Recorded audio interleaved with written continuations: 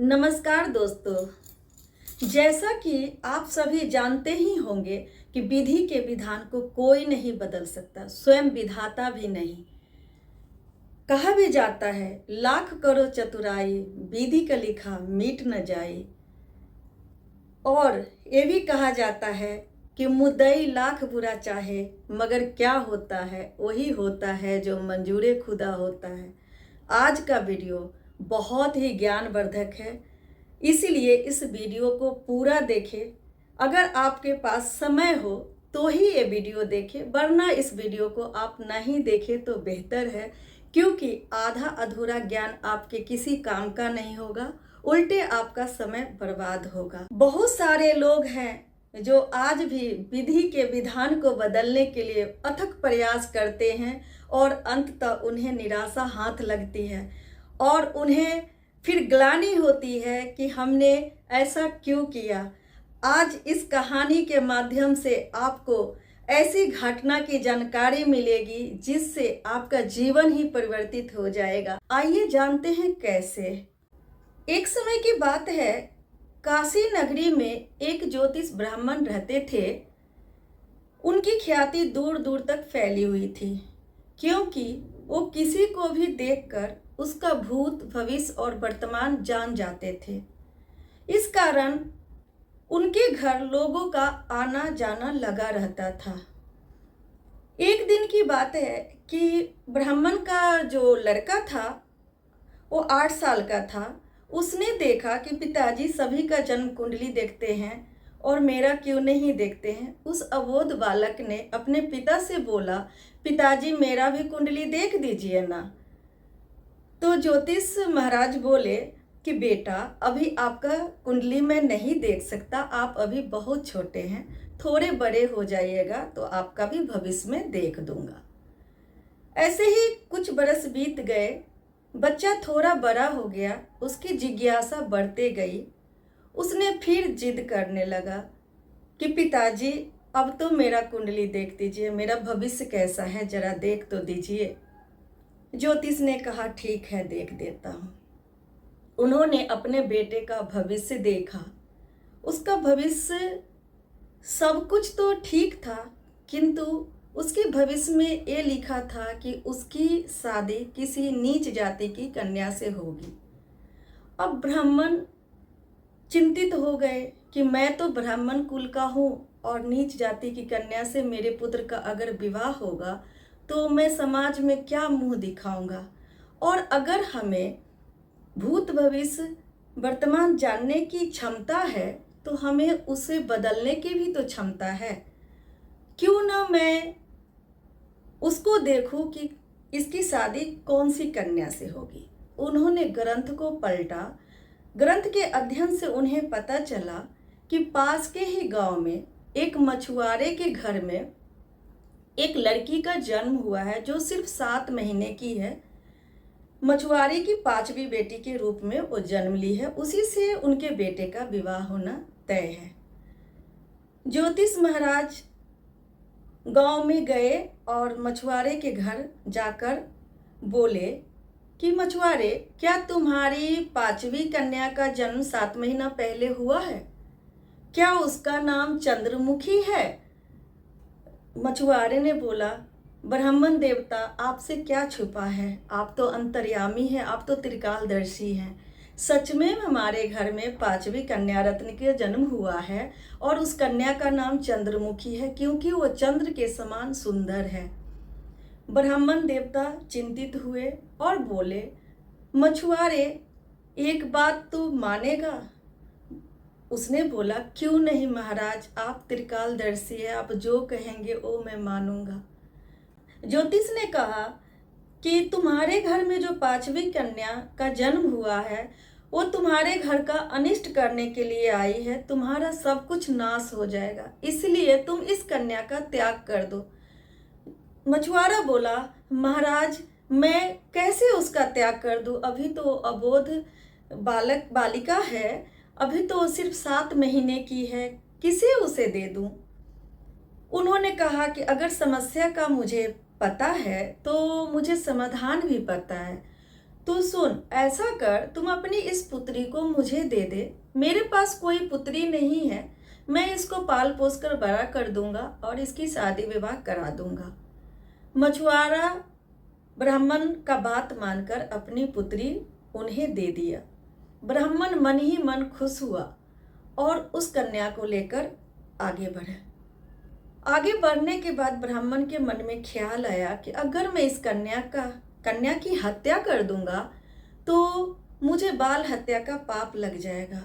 ऐसा सोचकर ब्राह्मण बढ़ई के पास गए और एक लकड़ी का बक्सा बनवा लिया और लकड़ी के बक्से में उस कन्या को भरकर नदी में प्रवाहित कर दिया, यह सोचकर कि कन्या कुछ दूर जाएगी और नदी में डूबकर स्वयं ही मर जाएगी। लेकिन कहते हैं ना, जाको राखे साइया मार सके न कोई। वो कन्या नदी के किनारे जाकर अटक गई। उसी नदी के किनारे एक ब्राह्मण रोजाना स्नान करने आते थे। उन्होंने देखा कि एक बक्सा नदी के किनारे अटका हुआ है। उन्होंने जब बक्सा खोला तो उसमें देखा कि एक कन्या है। बहुत ही खूबसूरत कन्या उस बक्से में थी। ब्राह्मण देवता गदगद हो गए, क्योंकि वो रोजाना गंगा मैया से संतान की कामना करते थे, क्योंकि उनके घर कोई संतान नहीं थी। उन्होंने उस कन्या को प्रसाद समझकर बड़ी खुशी खुशी अपने घर आए और अपनी पत्नी को उस कन्या को देते हुए कहा, लो देखो, गंगा मैया ने तुम्हें कितनी सुंदर कन्या दिया है। दोनों पति पत्नी बहुत प्रसन्न हुए और उस कन्या का लालन पालन करने लगे। समय बीतता गया, कन्या अपार सुंदरी के रूप में परिवर्तित होती चली गई। ब्राह्मण की पत्नी ने बोला कि देखो, अब मेरी पुत्री बड़ी हो गई है, अब इसका शादी करा देना चाहिए। ब्राह्मण अपनी पुत्री के अनुसार योग्य वर ढूंढ नहीं पा रहे थे, क्योंकि उनकी पुत्री बहुत ही खूबसूरत थी।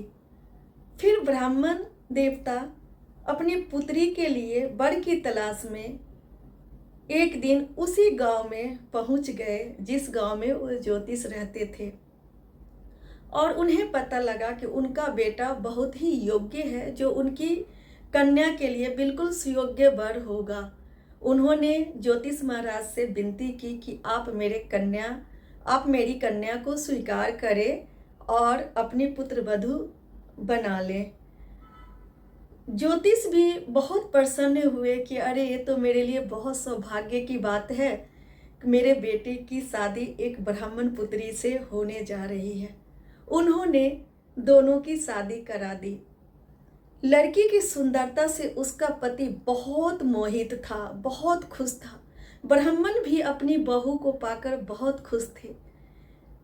इसी बीच कुछ समय बीता तो ब्राह्मण का जो पुत्र था उसे कारोबार के सिलसिले से कहीं बाहर जाना पड़ गया, और वो कन्या जो बहू थी वो ब्राह्मण देवता के साथ घर पे रुक गई। तो एक दिन की बात है, ब्राह्मण देवता अपने काम में व्यस्त थे। वो बहू चाय लेकर आई और बोली कि पिताजी, आप सबका कुंडली देखते हैं, आप मेरा भी कुंडली देख दीजिए ना, मुझे कब पुत्र रत्न की प्राप्ति होगी, मैं भी जानना चाहती हूँ। ब्राह्मण देवता बोले, ठीक है, मैं देख देता हूँ। जैसे उन्होंने ग्रंथ निकाला, देखा कि लड़की तो मछुआरे की वही बेटी है जिसे उन्होंने नदी में बहाया था। ब्राह्मण के तो होश उड़ गए।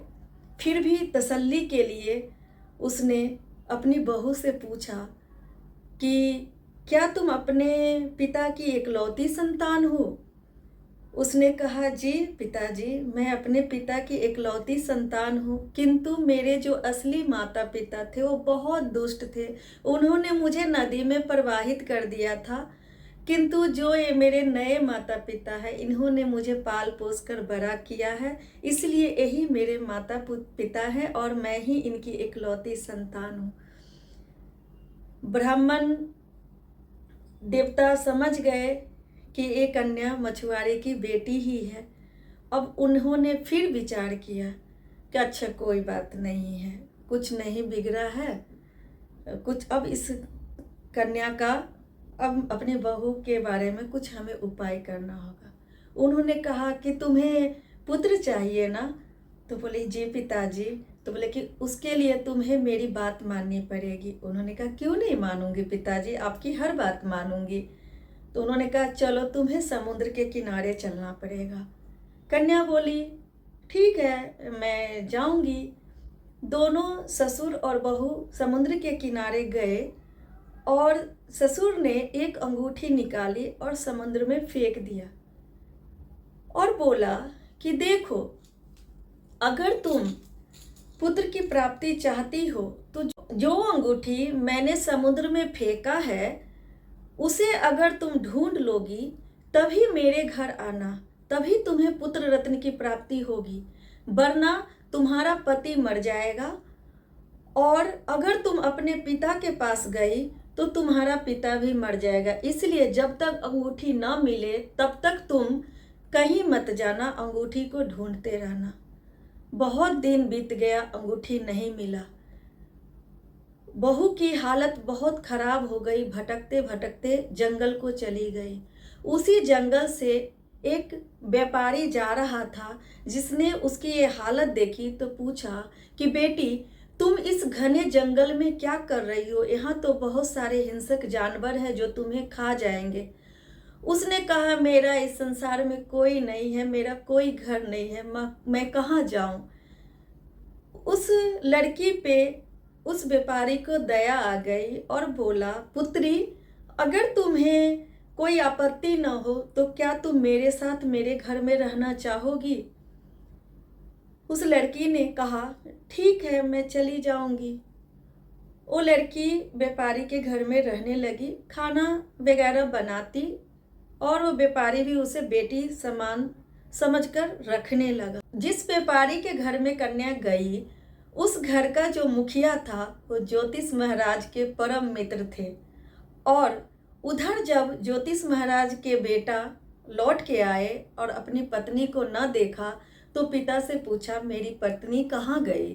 पिताजी ने कहा कि बेटा बहुत दुख की बात है, तुम्हारी पत्नी गंगा स्नान करने गई थी, नहाते वक्त वो नदी में डूब गई और उसकी मृत्यु हो गई। पति बहुत दुखी हुआ। फिर भी कुछ समय बाद ज्योतिष महाराज जी बोले कि कोई बात नहीं बेटा, मैं तुम्हारी दूसरी शादी करा दूंगा। ऐसे में ज्योतिष महाराज जी अपने बेटे के लिए उसी गांव को पहुंच जाते हैं जिस गांव में मछुआरे की बेटी बनिया के व्यापारी के घर में रह रही थी। तो उसी गांव में उन्हें लड़की देखने जाना था। रात हो गई तो उन्होंने अपने बेटे से कहा कि बेटा पास में ही मेरे मित्र का घर है, क्यों ना आज रात मैं अपने मित्र के घर रुक जाता हूँ। और विडंबना तो देखिए कि कुछ ही समय पहले व्यापारी जो था एक मछली खरीद के लाया और उस कन्या को दिया कि पुत्री तुम इस मछली को बना सकती हो क्या? उस कन्या ने कहा पिताजी मुझे बनाना तो नहीं आता, लेकिन मैं आपके लिए बनाने की कोशिश करती हूँ। कन्या ने जैसे ही मछली को काटा, मछली के अंदर से वही अंगूठी मिल गया। अब कन्या के खुशी का ठिकाना नहीं था। कन्या मन ही मन बहुत प्रसन्न थी कि यह असंभव घटना मेरे साथ घट गई, अब मेरा घर परिवार मुझसे मिल जाएगा, ऐसा सोचकर वो बहुत प्रसन्न थी। इधर ब्राह्मण देवता अपने पुत्र की शादी के लिए उसी गांव को पहुंच जाते हैं जहां उनके पुत्र के शादी के लिए लड़की देखने जाना था। रात हो जाने के कारण अपने पुत्र से कहते हैं कि बेटा पास में ही मेरा मित्र रहता है, क्यों ना आज रात मैं अपने मित्र के घर रुक जाता हूँ और सुबह में हम लोग उस कन्या को देखने चलेंगे जिससे तुम्हारी शादी होगी। बेटा बोलता है ठीक है पिताजी आपकी जैसी मर्जी। अब दोनों बाप बेटे उस व्यापारी के घर में रुक जाते हैं। जैसे ही वो लोग घर में आते हैं, व्यापारी आवाज लगाता है, बेटी कुछ मेहमान आए हैं, इनके लिए थोड़ा पानी और जलपान का व्यवस्था कर दो।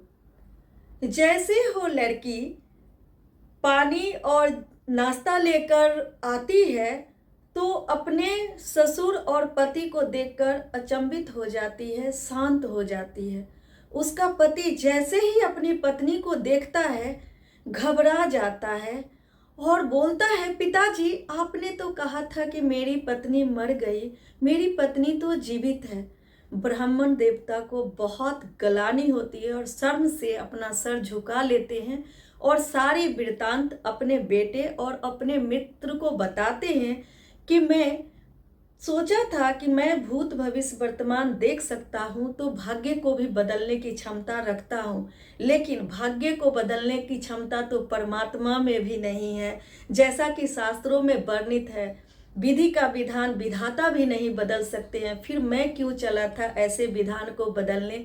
और ब्राह्मण देवता लज्जित होकर चंद्रमुखी से माफी मांगे, मुझसे बहुत बड़ा अपराध हो गया पुत्री, मुझे क्षमा कर दो। चंद्रमुखी बोली, नहीं पिताजी, आप क्षमा मत मांगिए, आप मेरे पिता हैं, आपकी जो आज्ञा थी वो मेरे सर आंखों पर। अब हमें अपने घर ले चलिए पिताजी। और ब्राह्मण देवता खुशी खुशी अपने घर उसी मछुआरे की लड़की के साथ आए और उसी बहू को उन्होंने सम्मान पूर्वक रखा। दोस्तों, इस कहानी से हमें यही सीख मिलती है कि जो हम विधि के विधान को बदलने के लिए अथक प्रयास करते हैं और हमारे जीवन में सुख और दुख जो भी है सब कर्म के अनुसार से निर्धारित है। विधाता ने हमारे भाग्य में जो लिख दिया है वो किसी की मर्जी से छीन नहीं सकता, और कोई अगर मेरे भाग्य में कुछ नहीं लिखा है तो कोई दे नहीं सकता।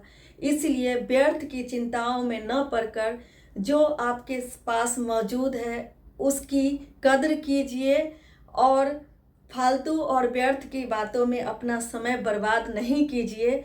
अगर आपको मेरा वीडियो पसंद आया हो तो लाइक और कमेंट करिए और शेयर भी करिए, क्योंकि ये वीडियो बहुत ही जानकारी से भरपूर है।